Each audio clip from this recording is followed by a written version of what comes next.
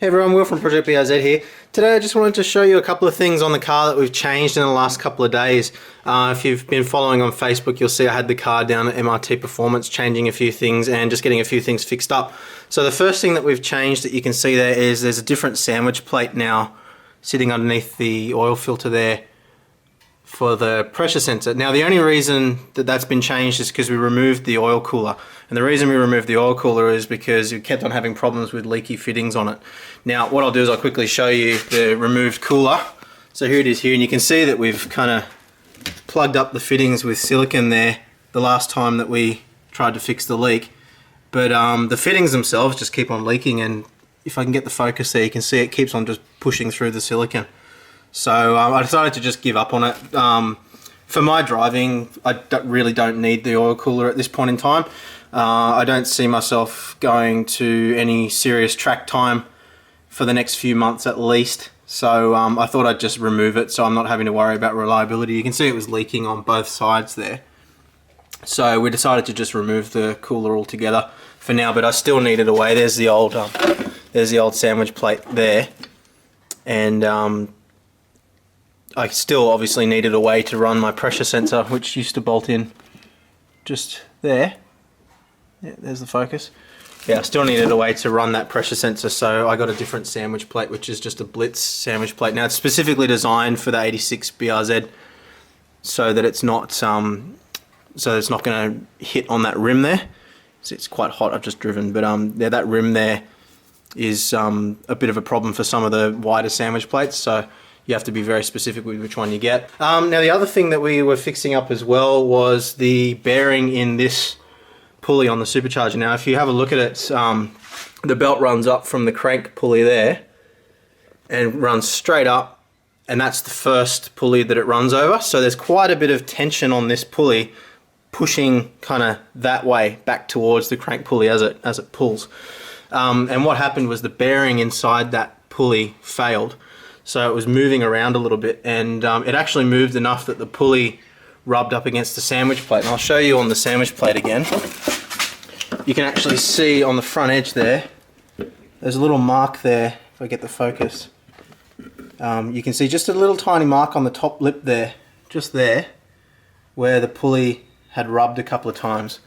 So I actually noticed that. I saw that on the back of the pulley, and I've actually moved the pulley position's been changed now so you can't see it, but if you look at the pulley that's down in there, you can see just around the rim of it is a little bit shiny, and that's from where it was rubbing. So what we had to do is replace the bearing.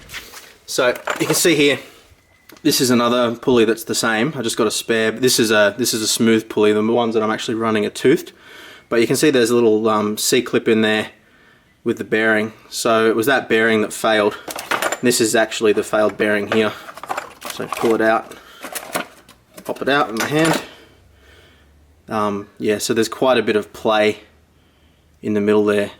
It's not a whole lot, but when you consider that you've got 285 horsepower turning that crank pulley, it's, you know, you definitely don't want to be taking any chances. And there was a bit of a squeak in there, which is why I noticed it to begin with. It was actually what led me to discover that it was rubbing. Yeah, I heard a pulley squeak and I checked it out. Now the reason I'm pretty sure why that bearing failed was because the belt tension was too tight. And the way you can adjust that is there's a little tensioner just there that you can see, and you either screw that in or screw it out to adjust the tension. And there's a phone app called Carbon Drive by Gates, Gates is actually a belt manufacturer. That it's just a frequency measurer that you install on your phone, and you pluck the belt like a guitar string, and you can hear there's a specific frequency that it vibrates at, and as you adjust the tensioner you can measure that frequency, and it's supposed to be 60.5 hertz. Now I had it adjusted to about 85 hertz. It was just an installation error when we installed the kit, so the belt was a little bit too tight, and I'm pretty sure that's probably what caused the bearing to fail, because the extra tension put extra downward pressure on that pulley and was you know, making it wobble around. So I'll be keeping a close eye on that to see how it goes. But one thing that I was really impressed with when I took the car to MRT Performance was that they actually took the time to swap the pulleys over so that the one that's a little bit scratched isn't visible. They knew that I was taking the car out to World Time Attack next week at Eastern Creek for the show and shine on Saturday. So so they wanted to make sure that it was looking its best. So I really appreciate little minor details like that. Oh, and we also installed a brake master cylinder stopper there as well, which I'm going to be doing a video on shortly, just to show you exactly what it does and whether it actually makes a difference in the real world. So I'll be setting up a camera. I'll back this off and set up a camera to actually have a look in there and see if the master cylinder does actually move at all when I'm driving, and then we'll wind it back up so it's putting pressure on the master cylinder again and see if it actually made any difference. So that'll be an interesting little video for those of you considering to buy a master cylinder stopper. So yeah, we installed that at the same time, and that's a really simple install. It's just 2 bolts, one there that go through the well here, and you just bolt it in from the other side. So you have to take the wheel off to get to it, but that's no big problem. So I didn't bother doing an installation video for it because it's so simple. One other thing that I should just point out quickly is I've just checked my radium catch cans for any blow-by oil, and I can see that on the crankcase side, which is that side, and also on the PCV side, which is this side, there's absolutely no oil in there at all. It's completely dry.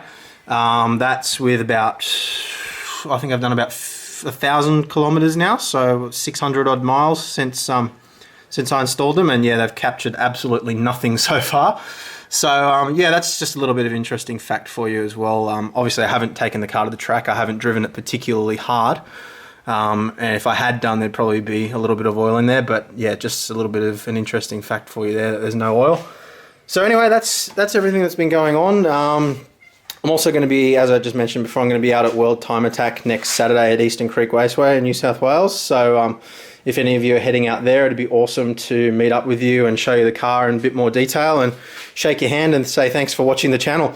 So yeah, hopefully this video has been interesting and useful for you. If it has, make sure you hit that like button and hit that subscribe button if you haven't already. Thank you very much for watching, and I will see you next time. Bye.